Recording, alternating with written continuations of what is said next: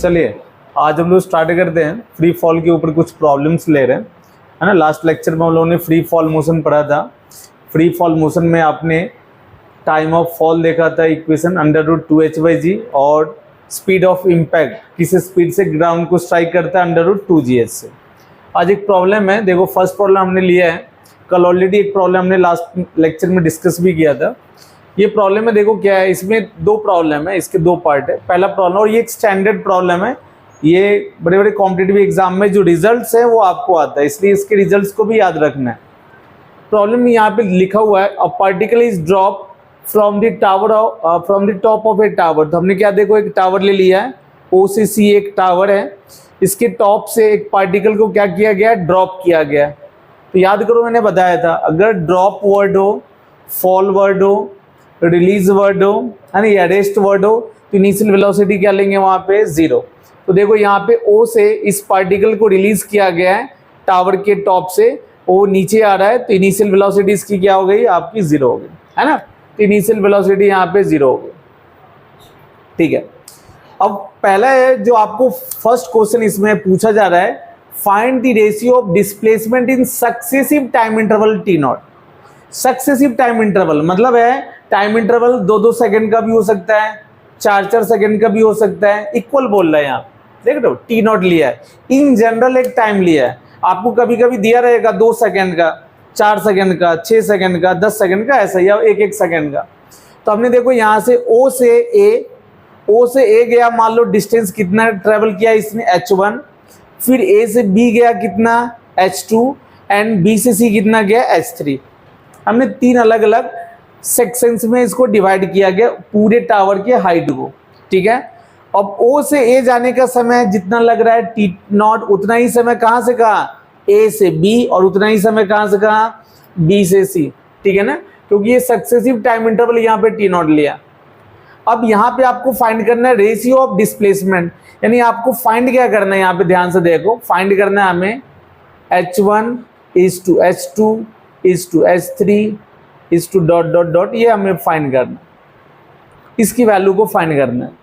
तो हमने अभी 3 सेगमेंट में डिवाइड किया है, आप 4, 5, 6, है ना, इस तरह से जनरलाइज कॉन्सेप्ट है, आप उसको डिवाइड करके भी आपसे पूछा जा सकता है, ठीक है।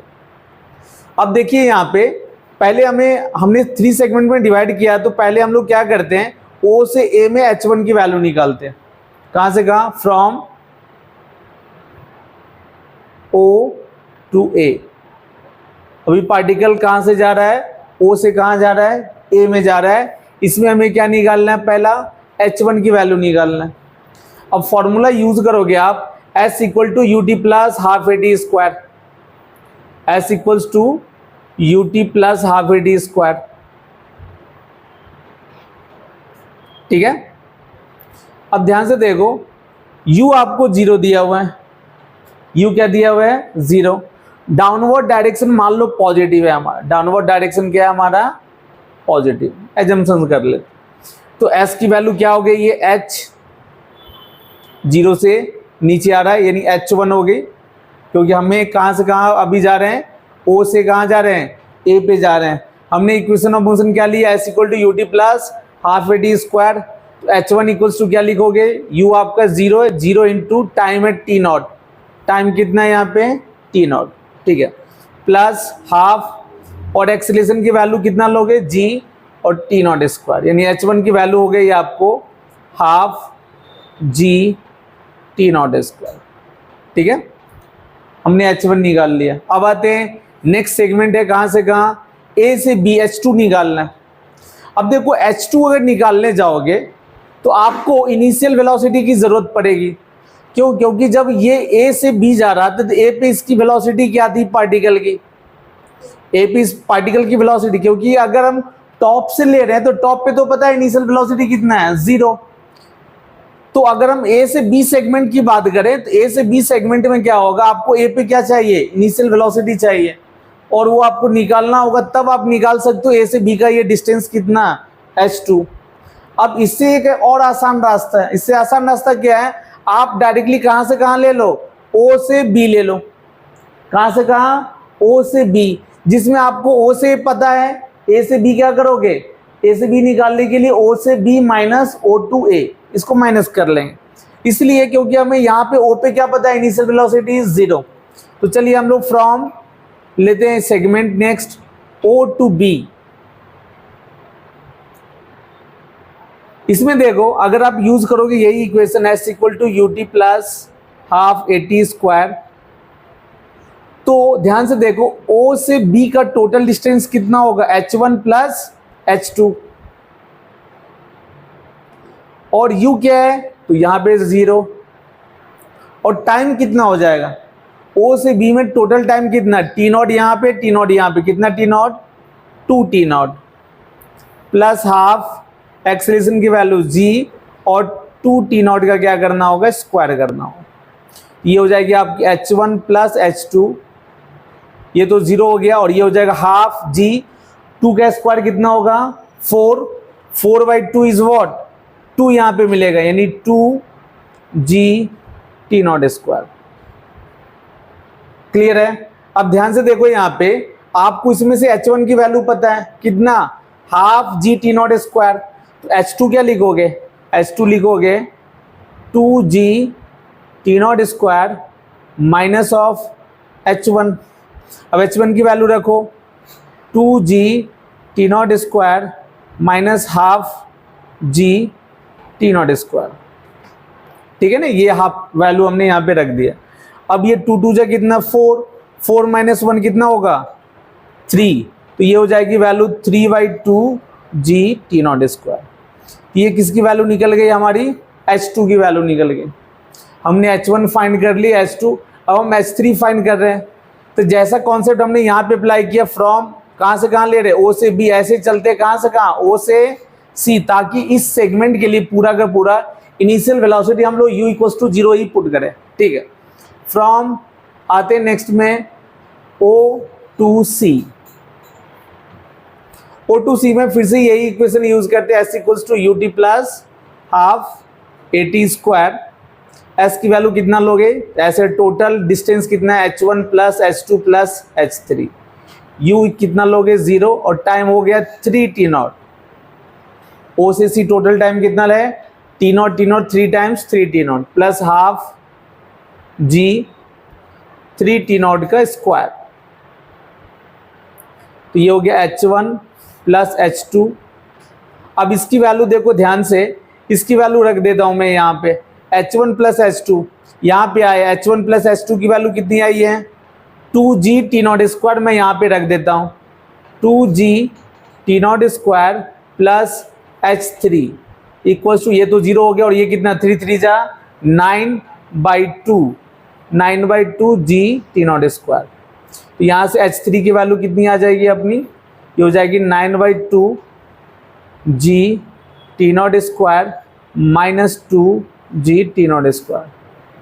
ये देखो 9 माइनस 2 जा कितना 4, तो 9 माइनस 4 कितना 5/2g t not square. This is the value of h3। तो h1 निकाल लिया हमने, यहाँ पे देखो, फिर यहाँ पे हमने क्या फाइंड कर लिया है h2 फाइंड कर लिया, फिर हमने क्या फाइंड कर लिया है h3। हमें क्या फाइंड करना है, तीनों का ratio, therefore h1 is to h2 is to h3 dot dot, ऐसे ही लिख सकते हैं। यहाँ पे इक्वल्स टू क्या रखोगे, तो h1 की वैल्यू रखो कितना half g t not square is to क्या रखोगे, फिर 3/2 g t नॉट स्क्वायर, फिर is to 5/2 g t not square. Clear है यहाँ पे, ठीक है। अब देखो ध्यान से, यहाँ पे half g t not square सब में है, यहाँ भी half g t not square है, यहाँ भी half g t not square है, यहाँ भी। तो यहाँ पे आपको क्या मिलेगा, फर्स्ट में 1, सेकेंड में 3 एंड थर्ड में कितना मिलेगा आपका 5, कैंसिल हो जाएगा half g t not square सब में, यानी हर एक में आप half g t not square से डिवाइड कर लो, तो यहाँ बचेगा 1, यहाँ कितना बचेगा 3, और यहाँ क्या बचेगा 5, यानी यही आपकी वैल्यू हो गई h1 is to h2 is to h3 dot dot dot, इसकी वैल्यू हो गई। आगे भी अगर आगे आपसे अगर पूछता है 5 के बाद कौन सा नंबर होगा, क्या बताओगे? देखो ऑड नंबर चल रहा है 1 3 5, तो आगे क्या होगा 7 9 11, है ना? इस तरह से वो चलता रहेगा। नहीं, ऑड नंबर्स का रेशियो होता है। किस नंबर का रेशियो? Odd number. अगर हमने ये कॉन्सेप्ट ध्यान में रखा, है ना, अगर सक्सेसिव टाइम इंटरवल में आपसे पूछा जाता है रेशियो ऑफ डिस्प्लेसमेंट या डिस्टेंस, तो क्या बताओगे? रेशियो ऑफ ऑड नंबर 1:3:5:7:9, है ना? इस तरह से ये चल रहा है, ठीक है ना? तो पहले क्या करना है, इसमें पहला पार्ट अभी खत्म हुआ है, ए वाला पार्ट। अभी बी वाले पार्ट के लिए थोड़ा सा डायग्राम में हम लोग क्या करेंगे, चेंजेस करेंगे, क्योंकि यहाँ पे सक्सेसिव डिस्टेंस दिया हुआ है कितना, h दिया हुआ है, और हमने अभी पहले में क्या माना था, h1 h2 h3, इसी को हम लोग क्या करेंगे, h करेंगे। तो थोड़ा सा डायग्राम में हम लोग चेंजेस करेंगे एंड देन ये सेकंड पार्ट आपका क्या करेंगे, सॉल्व करेंगे। तो पहले इसको क्या कर लेना, आपको नोट कर लेना, ठीक है। चलो अब आते हैं हम लोग नेक्स्ट पार्ट पे, पार्ट बी है इसका, find the ratio of time in following successive distances h। तो पहले जो डायग्राम था उसमें मैंने क्या चेंजेस किया, यहाँ पे h1 h2 h3 था, अभी डिस्टेंसेस सेम है, 0 से a जा रहा है, कहाँ कितना डिस्टेंस h, फिर a से b कितना जा रहा है, h ही जा रहा है, फिर b से c भी कितना जा रहा है, h। अभी हमें टाइम का रेशियो निकालना है, तो मान लिया o से a का टाइम t1 है, पहले t0 था, अभी हमने मान लिया t1 t2 एंड t3। चलिए यूज करते हैं, ऑलरेडी u आपका क्या है, यहाँ पे 0 है ना। आपको क्या फाइंड करना है, आपको फाइंड करना है t1 is to t2 is to t3 dot dot dot, ये फाइंड करना है आप, है ना, टाइम इंटरवल का रेशियो फाइंड करना है। फ्रॉम आते हैं फिर से o से a में, o to a सेगमेंट, इसमें क्या हो रहा है, इसमें यहाँ से यहाँ आ रहा है, आपको क्या क्या पता है, h पता है और टाइम पता है, यूज करो। ऐसी u भी पता है, u इक्वल्स टू 0, तो फॉर्मूला यूज करेंगे s equals to ut plus half at square, ठीक है। तो s की वैल्यू कितनी है, h है अभी, u 0 और टाइम है आपका t1 प्लस हाफ, a की वैल्यू है g acceleration due to gravity और t1 का स्क्वायर। तो h की वैल्यू यहाँ से, ये तो 0 हो गया, 0 plus half g t1 square कितना होगा, हाफ g t1 स्क्वायर। अब यहाँ से t1 स्क्वायर क्या लिखोगे बताओ, t1 स्क्वायर लिखोगे 2h अपॉन g, तो ये स्क्वायर हटाओगे तो राइट साइड में क्या आएगा, square root 2h by g, ठीक है। ये आपका पहला समय निकल गया t1। नेक्स्ट आते हैं कहाँ से कहाँ, फिर से जैसे हमने पार्ट ए में किया था, o से a फिर o से b, वैसे यहाँ पे भी करेंगे। फिर आते हैं फ्रॉम o टू b, इसमें क्या फिर से यूज करेंगे, s equals to ut plus half at square. s total कितना होगा, तो o से a h है और a से b आपका h, तो h प्लस h, u फिर से 0, टाइम कितना है, तो t1 प्लस t2, टाइम कितना हो जाएगा t1, o से a t1, a से b t2, तो t1 plus t2 plus half into g into t1 plus t2 का स्क्वायर, ठीक है। तो यहाँ से h प्लस h कितना हो जाएगा, 2h, ये तो 0 हो गया, क्या मिला हमें, half g t1 plus t2 का स्क्वायर। अब आप देखिए यहाँ पे ये 2 जाए कितना हो जाएगा, 4h equals to g into t1 plus t2 का स्क्वायर। तो t1 प्लस t2 का स्क्वायर कितना, t1 प्लस t2 का स्क्वायर हो जाएगा 4h बाई जी, ठीक है। कितना हो जाएगा, 4h बाई जी, ने t1 plus t2 equals to what, square root 4h by g, ठीक है, square root 4h by g. Already आपको t1 पता है कितना, अंडर रूट 2h बाई जी, तो t2 क्या होगा, 4h by ji minus t1, अब T1 की वैल्यू रखो, ये हो जाएगा 4h/g minus √2h/g। This is the value of T2। ठीक है, अब आते हैं नेक्स्ट, कहां से कहां, फ्रॉम O to C। इस सेगमेंट में देखो फॉर्मूला फिर से वही अप्लाई करते हैं, S equal to what, ut plus half AT square, S की वैल्यू h प्लस h, अब 3 बार h होगा, रख दो, u की वैल्यू 0 और टाइम कितना हो जाएगा, T1 plus T2 plus T3 plus half g into T1 plus T2 plus T3 का स्क्वायर। नेक्स्ट आते हैं हम लोग, h प्लस h कितना h हो जाएगा, 3h इक्वल्स टू, अब यहाँ ये 0 है, 0 हो जाएगा, यहाँ पे कितना लिखेंगे, half g T1 plus T2 plus T3 इसके स्क्वायर। ठीक है, अब ये मल्टीप्लाई करो, 3 टू जाए कितना, 6h equals to g into T1 plus T2 plus T3 का स्क्वायर। यहाँ से T1 plus T2 plus T3 का स्क्वायर कितना मिलेगा, दिस इक्वल्स टू 6h/g, कितना होगा, 6h/g। तो यहाँ से आपको मिलेगा T1 plus T2 plus T3 square root 6h/g। तो आप देखो ध्यान से, हमें T1 प्लस T2 पता है कितना, 4h/g, तो यहाँ रख देता हूँ मैं 4h/g plus T3 equals to under root 6h/g।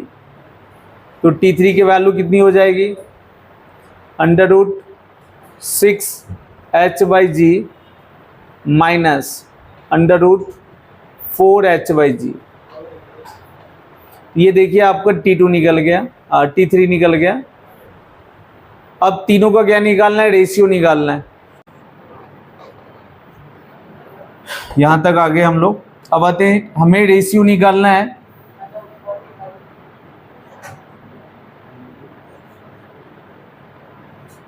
Under root 2h/g into, यहाँ पे देखो 4 और 2 है, हमने 4 और 6 लिखा था, वो मिस्टेक है यहाँ पे, under root 4h/g minus under root 2h/g is 2। फिर यहाँ पे क्या है, under root 6h/g minus under root 4h/g। अब यहाँ से हमें मिलेगा T1 is to T2 is to T3। हर एक वैल्यू में हमने क्या करना, √2h/g से डिवाइड करना, तो यहाँ मिलेगा 1, यहाँ पे क्या मिलेगा, √2 माइनस यहाँ पे 1 इज टू, यहाँ पे क्या मिलेगा, √3 माइनस यहाँ पे क्या मिलेगा, √2। यही रिजल्ट आपको क्या करना है, ध्यान में रखना है। अगर आगे आपने को बताना है तो हम लोग बता सकते हैं, कैसे, देखो ये 1 इज टू √2 माइनस 1, √2 में एक्चुअल में ये स्क्वायर रूट ऑफ 1 है, स्क्वायर रूट ऑफ 1 भी क्या होता है, 1 ही होता है। स्क्वायर रूट ऑफ 1 √2 में माइनस हुआ है, फिर थर्ड में क्या माइनस हुआ है, √3 में से क्या, √2 माइनस हुआ है। अगला अगर आपको निकालना है तो कैसे निकालोगे, √3 के बाद क्या होगा, यहाँ √4 और उसमें क्या माइनस होगा, √3। एक पैटर्न आ रहा है, यही पैटर्न आपको ध्यान में रखना है। तो ये सक्सेसिव जो रेशियो है टाइम का, ये होगा, ठीक है ना। तो इसको क्या करना है, आपको नोट कर लेना, ठीक है।